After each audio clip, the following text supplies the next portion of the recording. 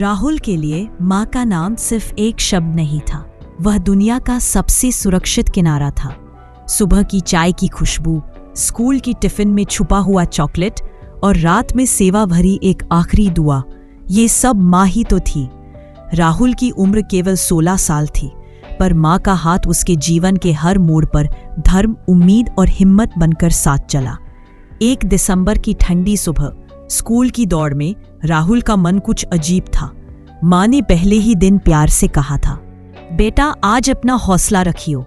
पर उस दिन माँ के चेहरे पर थकान की परत थी और आंखों की चमक कुछ कम सी। राहुल ने सोचा, काम ज्यादा होगा या उम्र का असर। शाम को जैसे ही वह घर लौटा, घर का माहौल बदला बदला सा था। माँ बिस्तर पर थी और पिता की आंखों में अनकहा डर। अस्पताल के कमरे की सफेदी ने राहुल को डराया। डॉक्टर ने धीरे से बताया, किडनी का काम ठीक नहीं कर रहा, हमें जल्द इलाज की जरूरत है। राहुल ने माँ के हाथ पकड़े और वादा किया, माँ मैं आपको ठीक कराऊंगा। उसने अपने दोस्तों से मदद मांगी, स्कूल में फंड इकट्ठा किया, अपना बैंक खाता और जेब की हर जमा राशि माँ के इलाज के नाम की। पर कुछ चीज पैसों से खरीदी नहीं जा सकती थी, समय और चमत्कार।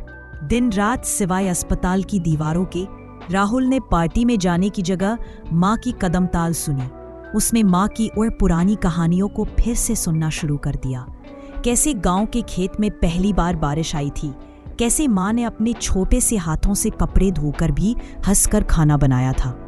माँ के होठों की हर मुस्कान राहुल के लिए जिंदगी का अर्थ बन गई। एक रात माँ ने राहुल को अपनी बाहों में ले लिया और धीरे से कहा, बेटा डर मत, जिंदगी में मुझसे भी बड़े काम करने हैं तुम्हें। याद रखना, जब भी तू कमजोर महसूस करे, मेरी याद उसे हिम्मत में बदल देगी। राहुल की आंखों में अश्रु आ गए, पर उसने माँ की बात पर मुस्कुरा दिया। यह मुस्कान आगे चलकर उसका सहारा बनी। माँ की तबीयत धीरे धीरे बिगड़ती गई। अस्पताल की मॉनिटर पर धड़कनें गिनती में आकर कम हो रही थी। राहुल ने हर सांस को माँ के साथ बांटने की कोशिश की। कहानियां सुनाई, स्कूल के हाल, दोस्त के मजाक और भविष्य की छोटी छोटी योजनाएं। माँ ने उसके माथे पर हाथ फिराकर कहा, तू मेरे बिना अकेला नहीं है, मैंने तुझे सबक दिए हैं, दया, ईमानदारी और संघर्ष का साहस, यही मेरी विरासत है। फिर वह सुबह आई, ऐसा समय जब सूरज ने भी घर की खिड़की पर धीमा सा रोशनी बिखेरी। माँ की सांसें आखिरकार रुक गईं। राहुल ने माँ का हाथ छोड़ते हुए महसूस किया कि उसके अंदर कुछ टूट गया है और कुछ मजबूत भी बन गया। एक खालीपन और एक दायित्व, दोनों साथ। पिता की आंखों में भी अटके हुए आंसू थे, पर उन्होंने राहुल को गले लगाकर कहा, तू हमारा सहारा है। गांव में माँ की याद में सब आए, पड़ोस के लोग, रिश्तेदार और वही दोस्त जिनके साथ राहुल ने अब तक हर खुशी बांटी थी। पर सबसे ज्यादा फर्क राहुल के अंदर आया। वह अब रोज सुबह उठकर माँ के बनाए हुए कागज रखे संदेशों को पढ़ता। छोटी छोटी बातें जैसे सब पर दया रखना और कभी हार मत मानना। उसने माँ की किताबों को संभाला और पढ़ने बैठ गया, ये समझते हुए कि माँ की उम्मीदों का वजन अब उसके कंधों पर है। समय धीरे धीरे घाव भरने लगा, पर जख्म हमेशा याद दिलाते रहे। राहुल ने स्कूल में पढ़ाई पर ध्यान दिया, पर हर रात माँ की याद उसे जगाती। उसने गांव में एक छोटी सी पुस्तकालय शुरू की, माँ के नाम पर, जहां बच्चे पढ़ने आते और राहुल उनकी आंखों में माँ की ही मुस्कान देखता। वह माँ की सीखी हुई दया और सेवा को आगे बढ़ाता।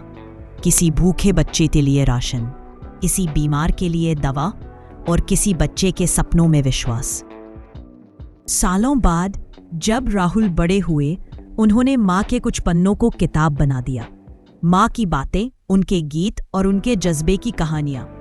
वह किताब उस गांव की बलबूती बन गई, जहां लोग अब माँ के नाम से नहीं, बल्कि माँ के उस कर्म से जुड़कर याद करने लगे। जो उसने दिया वही सच्चा प्यार था। राहुल ने जाना, माँ की मौत ने उसकी दुनिया नहीं बर्बाद की, बल्कि उसे नया मकसद दिया। अपनों का दर्द खत्म नहीं होता, पर उस दर्द को किसी न किसी रूप में बदलकर कुछ अच्छा किया जा सकता है। माँ की हंसी अब भी कभी कभी हवाओं में आती है, और राहुल हर बार खामोशी से मुस्कुरा देता है, क्योंकि वह जानता है माँ जहां भी है उनका गीत अभी भी उसके साथ गा रहा है।